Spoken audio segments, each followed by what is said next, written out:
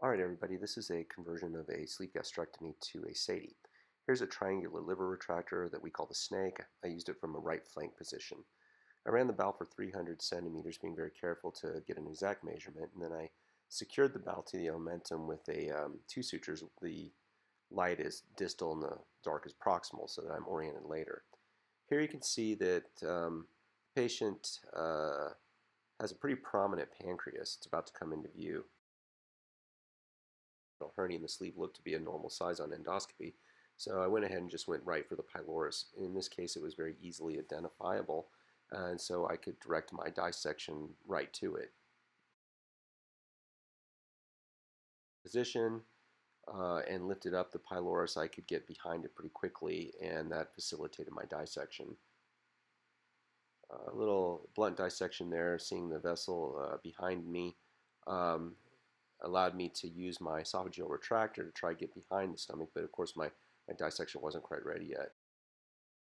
I took a little more time to take down some of the surrounding attachments so that I could get a better dissection and a clearer angle for my stapler. Here I'm taking down some adhesions to the gallbladder. I might have taken it out, but I guess I'll just save that for a later date, as I wanted to kind of just get on with this case and not complicate it anymore. Here you can see with good retraction on the duodenum that I can get very clearly behind the duodenum, separating it from the structures like the pancreatic head and the GDA. Once I have that window and I'm pretty sure that I haven't injured anything and I've taken things just layer by layer, at that point I'm able to lift the duodenum up and really clearly get under it with my stapler.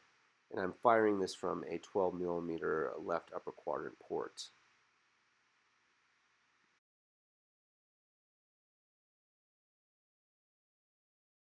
It's pretty clear to me right here that there's nothing behind that.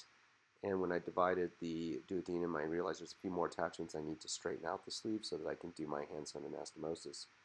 Now remember, you want to take this at the close to the mesenteric border of the small bowel, and this purple appearance of the stump is pretty typical.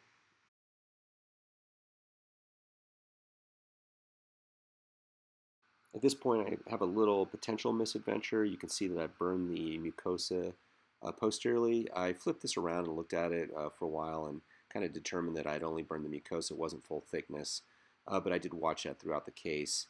I then went ahead and proceeded with my two-layered hand-sewn anastomosis, which I'm sure you guys have seen before. All right, well, thanks for watching.